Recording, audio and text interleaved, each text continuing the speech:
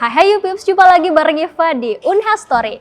Yupips, siapa nih yang punya impian kuliah di luar negeri plus dibiayai sama pemerintah? Udah kebayangkan gimana rasanya atmosfer perkuliahan dengan teman-teman mahasiswa internasional? Plus punya kesempatan jalan-jalan juga. Nah ini bukan dongeng ya, karena ada loh mahasiswa Unhas yang berhasil merasakan pengalaman ini melalui program IISMA atau Indonesian International Student Mobility Awards. Nah tentunya Yupi sudah familiar dengan program ini. Nah di episode kali ini kita bakalan sharing-sharing langsung dengan salah satu awardee IISMA dari Universitas Hasanuddin.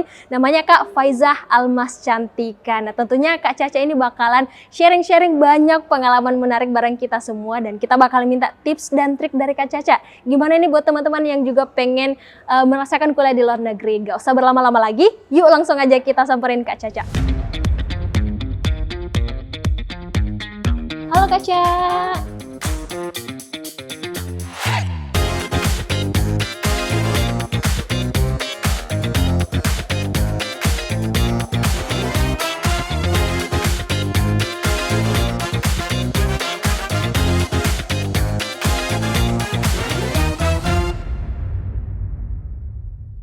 Acara ini dipersembahkan oleh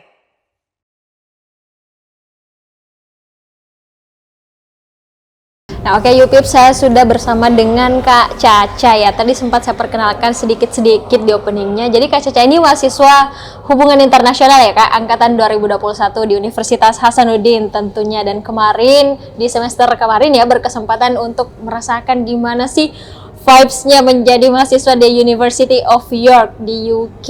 Nah, saya dengar-dengar nih Kak Caca katanya Kak Caca ini sempat juga pas TK kemarin ngerasain di luar negeri gitu. Gimana sih Kak ceritanya, boleh diceritain dikit nggak? Kalau buat dulu ya pas masa kecil sempat alhamdulillah dikasih kesempatan untuk memiliki pendidikan di luar negeri karena ikut sama orang tua. Jadi kebetulan kedua orang tua dosen, jadi melanjutkan studi di sana, sempat di Australia selama kurang lebih 2 tahun.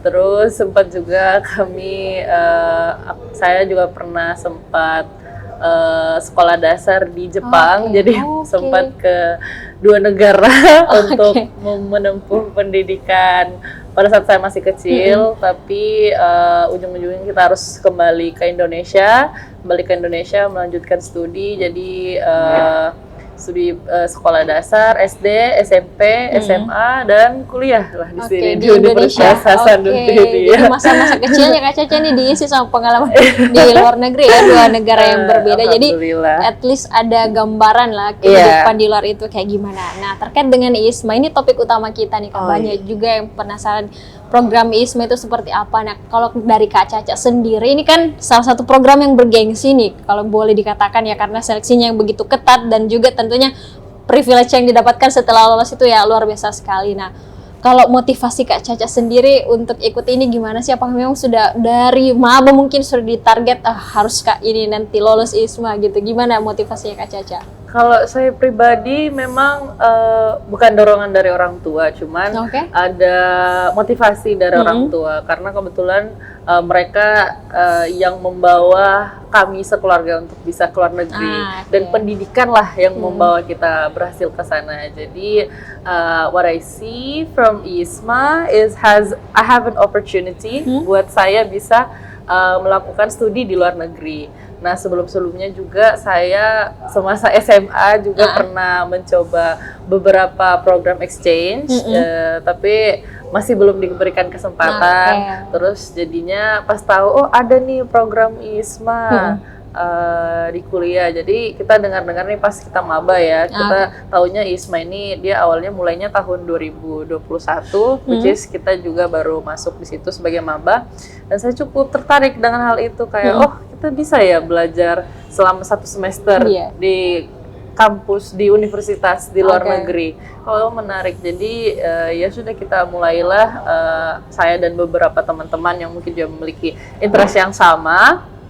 Jadi kita kita sama-sama berjuang untuk daftar ISMA, daftar bareng-bareng, tes bareng-bareng, persiapan bareng-bareng. Jadi kurang lebih seperti itu yang motivasi benar saya. juga ya, ternyata dari maba ya sudah Iya. melirik-lirik ada potensi yang bisa diambil di ISMA. Dan itu tadi beruntungnya karena di lingkungan Kak Caca ini teman-temannya ada juga yang punya ketertarikan yang sama, akhirnya bisa struggle-nya bareng-bareng gitu kan.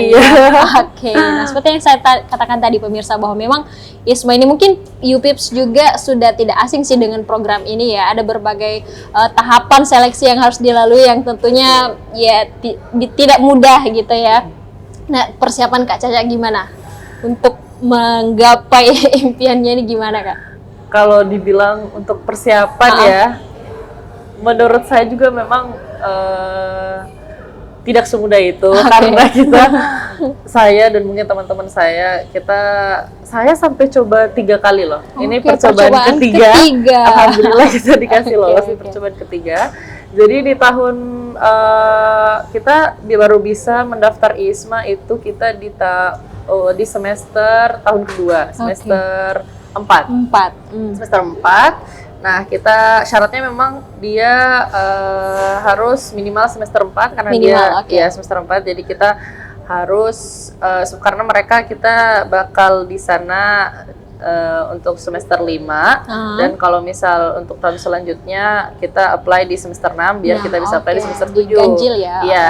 Jadi kita prepare itu mulai dari semester 3. Jadi kita udah ngelobi-lobi nih kakak alumni kayak Kak ini bikin esainya gimana, preparation yang gimana. pernah yang kakak sebelumnya kakak alumni awardee. Kebetulan dari HI, Unhas itu cukup banyak, kayak sekitar berapa orang begitu.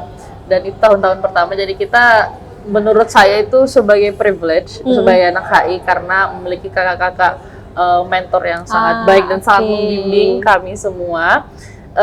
Tapi tidak berhenti di situ saja karena pada saat percobaan pertama ISMA reguler saya belum diberikan kesempatan.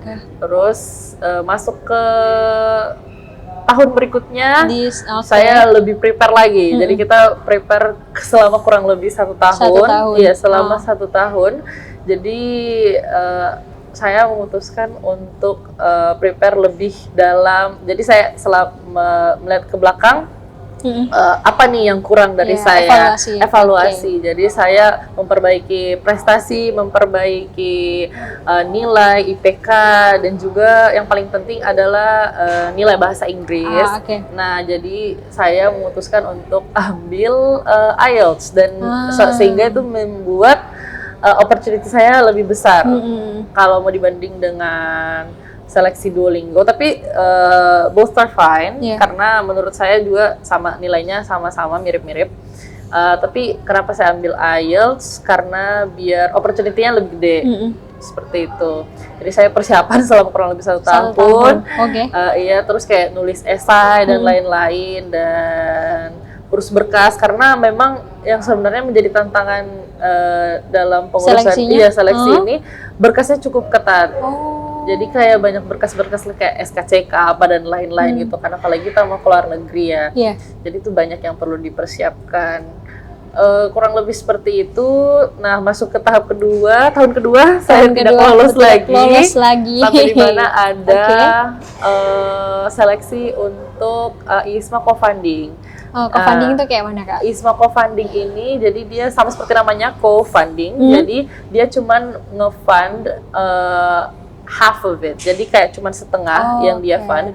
Jadi yang ditutupi oleh beasiswa itu cuman biaya tuition fee, biaya kuliah, sama biaya tiket pesawat ke sana. Dan menurut saya itu cukup menutupi karena ya biaya sekolah di luar negeri juga cukup mahal ya kalau misal kita mau biaya sendiri, akomodasi sendiri. Tapi alhamdulillah karena kedua orang tua cukup mampu untuk membiayai saat itu, jadi kita untuk skema co-funding cuman perlu menutupi biaya hidup. Jadi akomodasi dan biaya hidup. Aja ya, jadi kalau kita mau bertahan hidup di sana sudah puasa. Jadi ternyata percobaannya sampai 3 kali ya. 3 kali. Gitu. Dan memang se-struggle itu.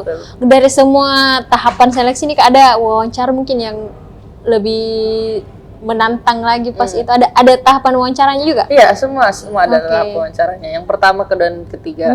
Tapi yang pertama saya tidak sampai tahap wawancara. Jadi saya kurang tahu gimana. Cuman saya sudah dengar dari teman-teman yang wawancara. Kayak pertanyaannya seperti ini, seperti ini. Memang pertanyaan-pertanyaan yang bagaimana kamu akan survive di sana, apa yang akan terjadi di sana, apalagi kamu sebagai muslim ya di sana, seperti itu. Banyaklah pertanyaan-pertanyaan mempersiapkan mental kalian selama kuliah di luar negeri gitu kan. Terus masuklah ke tahap percobaan kedua, saya tidak lolos lagi ke tahap wawancara. Tapi untuk tahap ketiga alhamdulillah lolos sampai wawancara. Dan memang dia pertanyaannya ya sama, mirip-mirip yang di percobaan pertama dan kedua. Cuman memang dia lebih fokus ke skema pembiayaan untuk co-funding. Karena ya memang kita perlu tahu background orang ini, apakah dia memang mampu dan bisa. Betul. Takutnya nanti terjadi apa-apa, jadi itu juga menjadi pertimbangan mungkin. Jadi memang panjang sekali ya perjalanan persiapan sampai seleksi dan akhirnya bisa lolos ke sebagai awardee. It's not easy. Betul. Nah ini kan Kak Caca di program kemarin ini pilih University of York gitu ya. Alasannya kenapa nih? Alasan khususnya kenapa pilih yang itu? Ya sebenarnya University of York merupakan salah satu pilihan pertama saya. Pilihan pertama. Pilihan kedua itu University of Pax di Hungary. Ketiga University of Palacký di Ceko. Nah, yang pertama saya lihat itu dari skema pembiayaan hidup. Karena saya lihat, kan saya juga harus tahu biaya hidup di sana itu berapa yang harus kita persiapkan, berapa dana darurat yang perlu kita siapkan dan sebagainya. Itu yang pertama. Terus yang kedua memang saya lihat dia di ranking host university world ranking dan menurut saya itu cukup bagus untuk university di United Kingdom. Menurut saya juga kalau mau dibanding sama University of Oxford nih atau Cambridge yang menurut saya cukup terlalu susah untuk digapai. Dia sangat bergengsi kayak begitu, atau universitas lainnya. Semua universitas bagus, cuman kembali lagi dengan kemampuan saya sendiri. Saya juga harus mempertimbangkan apakah saya mampu untuk berkuliah di sini. Would I survive di lingkungan seperti ini? Jadi saya juga pertimbangkan seperti itu. Dan kenapa University of York dan kenapa United Kingdom? Karena awalnya saya juga tidak expect bahwa saya akan lolos di situ. Di pilihan pertama itu. Iya, di pilihan pertama apalagi ya. Karena saya expect-nya saya bakal di wilayah Eropa, karena Pax dan Palacký itu kan di wilayah Eropa, di mana itu saya fokusnya memikirkan itu dia biaya hidupnya lebih murah sedikit, lebih bisa lah. Tapi alhamdulillah diberi kesempatan untuk di pilihan pertama. Iya, United Kingdom, dan saya juga tidak menyangka kayak bisa ya saya ke UK, bisa ya saya ke University of York.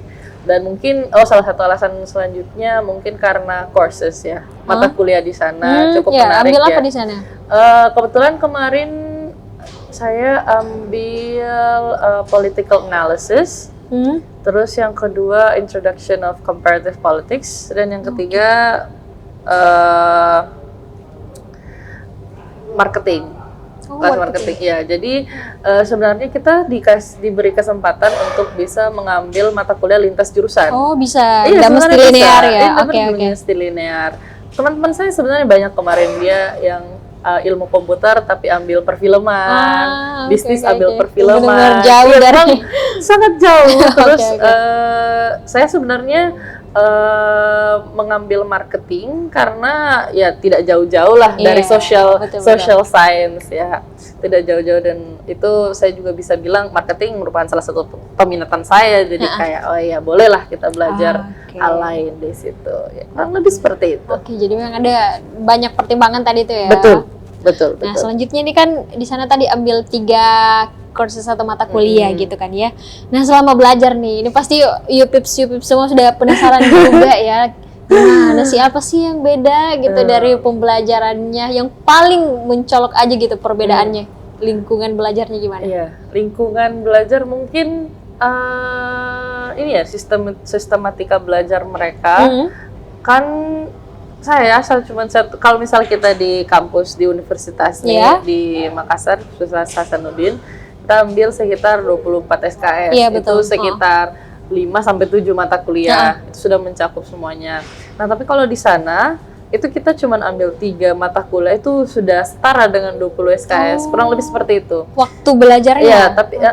Iya, tapi dalam satu mata kuliah ada 2 pertemuan. Jadi yang pertemuan pertama itu namanya kelas lecture biasa. Jadi satu kelas besar, jadi kelasnya bisa sampai dosennya satu, profesornya ngajar, terus kayak mahasiswanya ada 100 orang, 100 lebih orang. Iya, kurang lebih seperti itu. Jadi materinya langsung dipaparkan hari itu.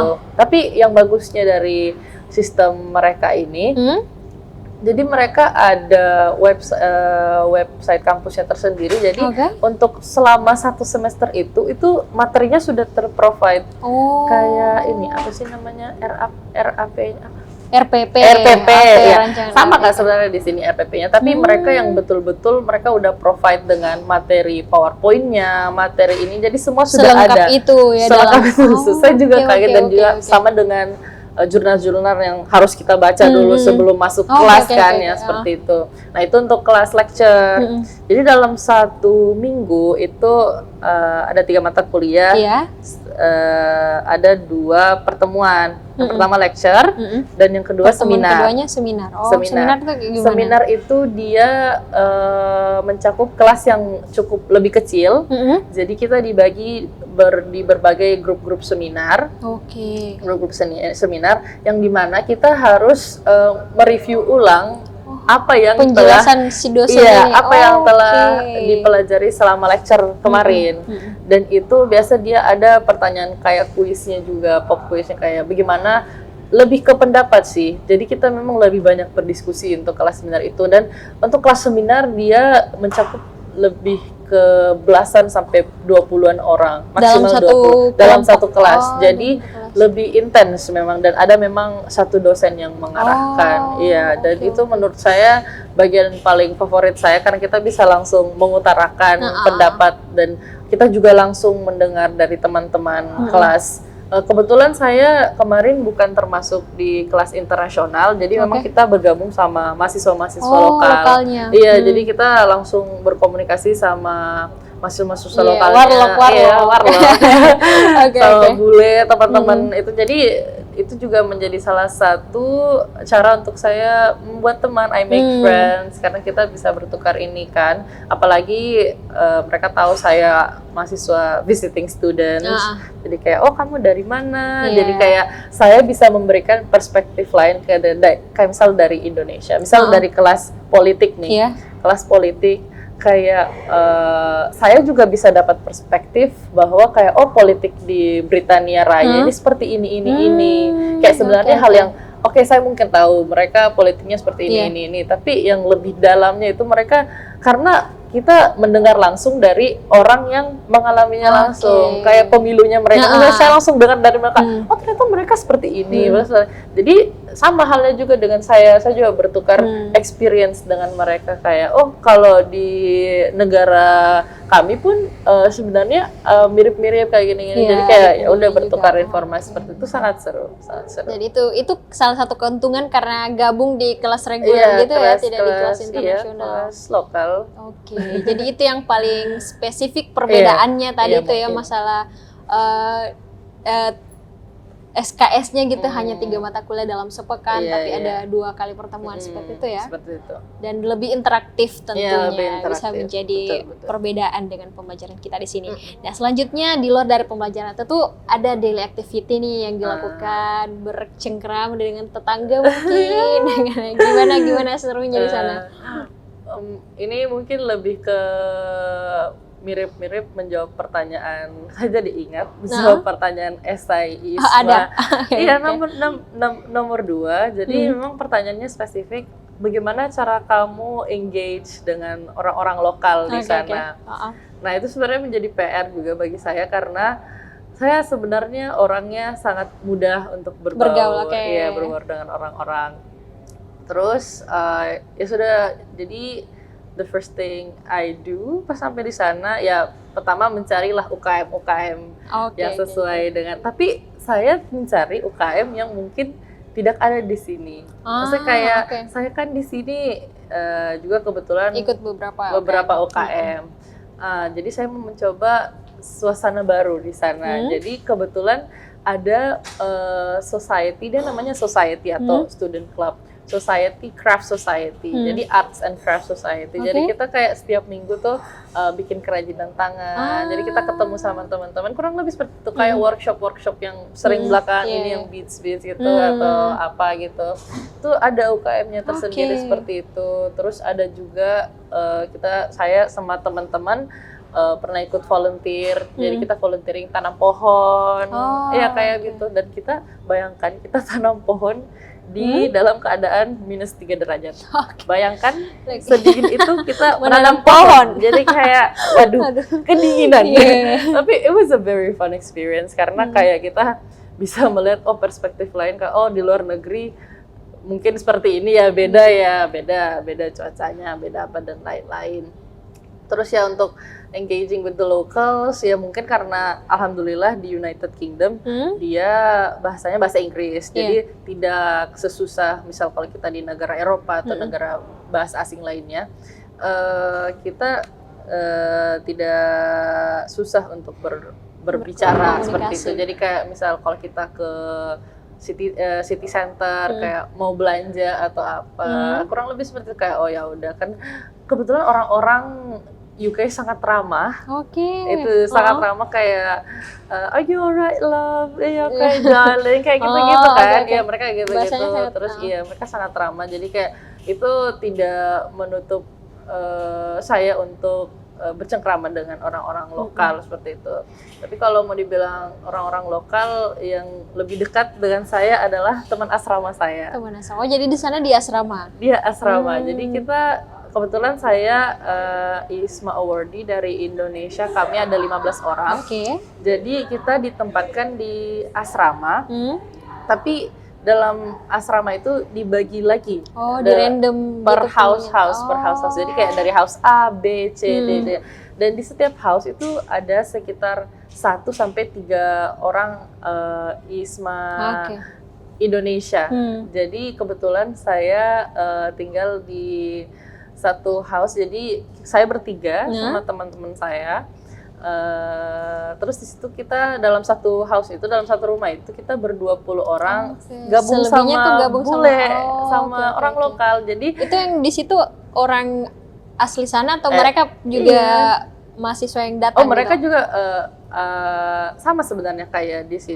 Jadi kayak misal kalau kayak rantau juga, kayak misal kan kuliahnya di York, tapi misal dia dari London, dia dari Manchester, kayak gitu. Jadi kita kebetulan juga mereka sangat baik. Mereka salah satu alasan saya bertahan. Kayak tidak karena mereka kan kita sama-sama tinggal di asrama, masak bareng, sharing bareng, hangout bareng. Bener-bener yang 24 jam sama mereka. Seperti itu. Jadi kayak, tapi mereka juga sangat respect sebagai kita sebagai orang Muslim, karena saya bertiga semuanya Muslim, teman-teman saya yang Indo ini. Jadi kayak kalau mereka kan kita juga sering masak nih, kita masak bareng mereka, terus kayak ini kok kamu nggak bisa makan ini, nggak bisa makan. Notice itu. Iya, gitu. Mereka tahu akan hal itu. Mereka sangat respect akan hal itu. Terus kayak sangat seru dah bergaul sama teman-teman. House K namanya. House K? K. Kan jadi hurufnya A, B, C, D, dibagi jadi per kayak huruf ada gitu ya. M, L, N kayak gitu. Oke.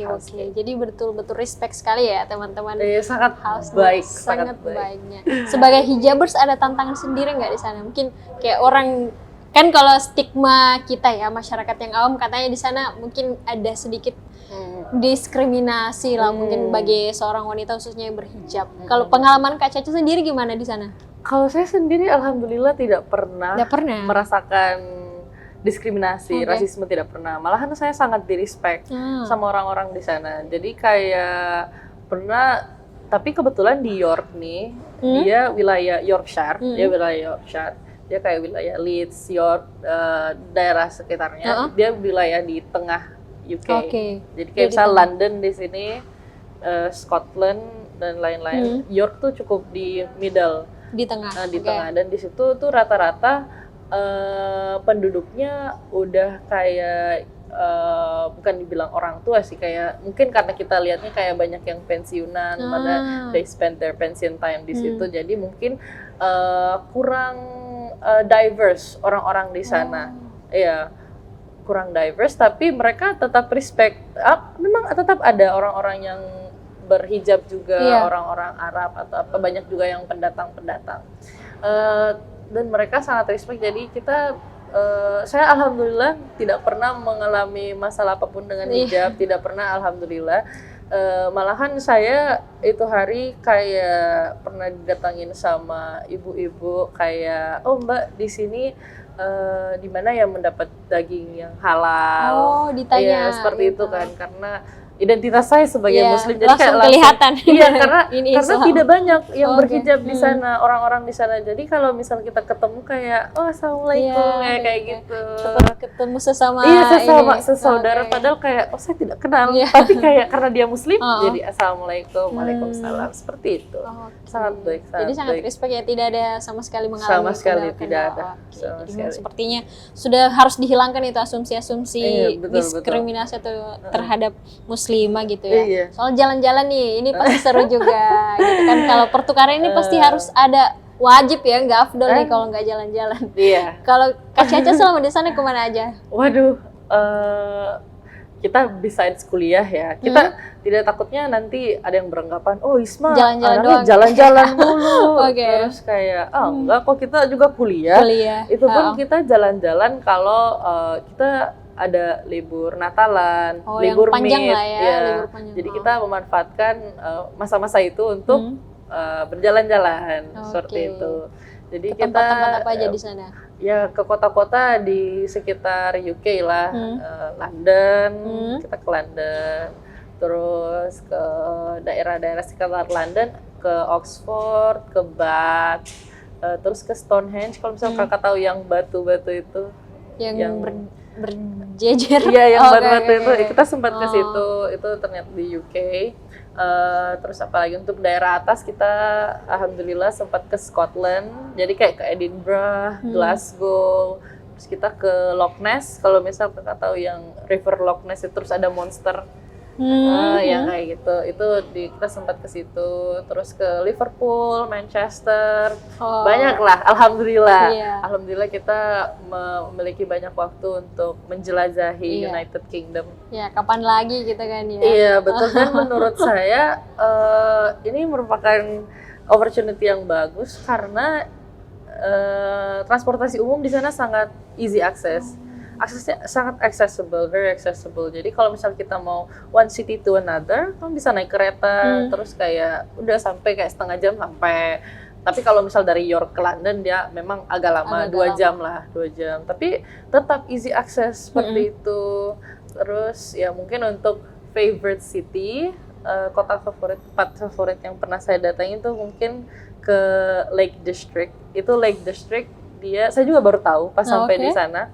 Dia kayak lake, kayak danau, tapi memang dia danaunya banyak, terus kayak banyak pegunungannya. Jadi kayak memang pure alam. Nah, yang membuat perjalanan itu sangat berkesan bagi saya karena saya rame-rame dengan teman-teman ISMA. Jadi kita naik mobil, bukan naik kereta. Jadi kayak road trip gitu. Kita road trip. Jadi kayak itu yang sebenarnya membuat pengalaman itu sangat berkesan. Terus kita juga sempat hiking, jadi kita naik gunung, tapi hiking kecil-kecilan, jadi tidak yang naik gunung Rinjani, bukan. Bukan. Hiking tipis-tipis.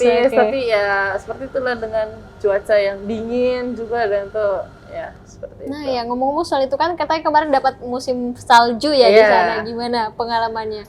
Ternyata di UK dia salju tidak sesering itu, tidak sesering yang saya bayangkan. Karena mungkin yang sering tuh daerah ini ya, daerah Eropa dan sebagainya mungkin ya.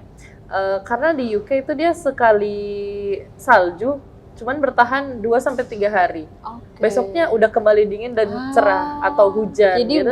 Jadi emang nggak semata-mata selalu salju seperti itu. Cuman ya yang bikin lagi-lagi yang bikin menarik, bikin memories itu unforgettable adalah kita bisa merasakan salju itu bareng teman-teman yang lain.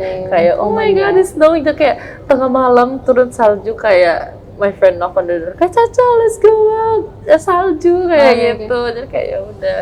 Yang paling tidak terlupakan ya pengalaman. Iya, seperti itu. Mungkin sebagai closing statement lah ya, terakhir ya Kak.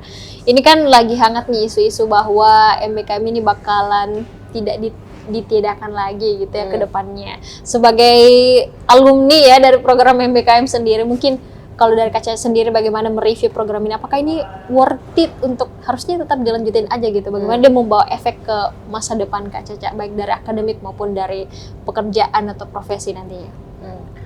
Menurut saya memang sedikit cukup disayangkan program ini, ya isu-isunya mungkin dia diberhentikan atau bagaimana, kita masih juga belum pasti belum pasti. Cuman dampaknya bagi saya sendiri memang sangat berdampak, karena apalagi mungkin kalau kita mau ambil lanjut studi S2 atau mau melanjutkan apa yang selanjutnya, menurut saya salah satu bentuk studi di luar negeri itu memberikan kita perspektif yang baru, sangat berbeda dengan pendidikan kita yang ada di Indonesia. Bukan berarti saya bilang saya membanding-bandingkan ya, tidak. Kita bisa melihat ada perspektif lain, kita bisa membaca dari kacamata lain.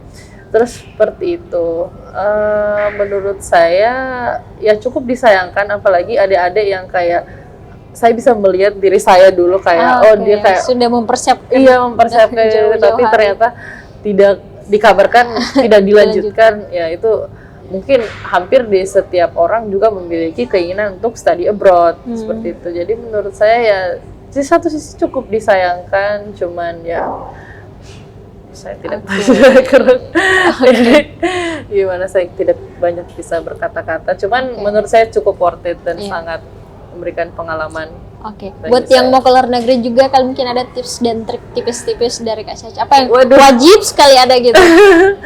Apa ya? Oh mungkin mental ya, karena jauh dari rumah, terus kayak makanan sangat beda, cuaca sangat jadi beda. shock juga. Iya betul sekali. Karena kayak awal-awal kita sampai itu 15 derajat, itu termasuk hangat ternyata di sana, cukup hangat kayak.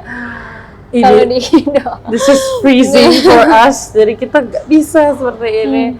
Tapi lama-lama kita harus tetap beradaptasi. Sama halnya dengan makanan, ya makanan kita tidak bisa dong terus-terusan makan. Dan di sana apalagi makanan mahal ya, cukup mahal, terbilang cukup mahal. Kalau mau dibanding dengan harga ayam geprek di sini 15.000 dapat ya, di sana sekali makan 200.000 habis dong duit ya. Kurang lebih seperti itu. Jadi kayak kita harus adaptasi. Jadi saya kayak cari alternatif lain. Jadi saya masak dengan teman-teman, saya masak. Jadi kalau misalkan kangen rumah, masak coto Makassar tapi Indomie. Versi instannya. Tapi kayak ya, begitu. Kemampuan bahasa mungkin wajib juga. Iya, kemampuan bahasa, apalagi aksen orang-orang UK kan cukup berbeda, kayak ya mungkin kalau misal dengar yang boh itu kayak tidak selamanya benar, tidak selamanya benar ya. Tapi memang ada beberapa yang aksen yang ini ngomong apa? Kayak kalau misal lagi chat sama teman-teman house kayak nih, sama teman-teman dorm kayak you're right, where is your kayak tapi emang gelek dulu, tapi kayak paham dia ngomong apa, kayak ya udah kita juga harus berani chit-chat basa-basi ya mereka, karena mereka orang-orang bule tuh sangat suka basa-basi gitu. Jadi kayak kita juga harus balas basa-basi kayak mereka gitu. Makasih banyak ya sharing-sharingnya. Terus kali ya pemirsa, sharing-sharing bareng Kak Caca di episode kali ini. Ternyata kita dapat informasi banyak ya, banyak informasi baru dari yang berpengalaman nih yang udah merasakan langsung di sana, dan tentunya buat you pips yang punya impian pasti sudah semakin tergiur, semakin semangat lagi untuk mengejar. Jadi jangan berkecil hati dengan tidak dilanjutkannya lagi program ini. Tentu akan masih banyak ya Kaca jalan-jalan di luar sana, tapi dari sharing-sharing Kaca tadi siapkan mentalnya, kemudian beradaptasi ya dengan baik, karena tentunya akan banyak hal yang berbeda, dan tetap semangatlah untuk mengejar impiannya bagi yang mau melanjutkan pendidikan ataupun merasakan pengalaman kuliah di luar negeri. Terima kasih ya Kaca atas sharing-sharingnya pada episode kali ini. Terima kasih juga kepada pemirsa Unhas TV yang selalu senantiasa menyaksikan Unhas Story, dan ikuti terus Unhas TV untuk mengakses program-program menarik lainnya. Saya Cara mewakili kru yang bertugas, pamit undur diri dan sampai jumpa.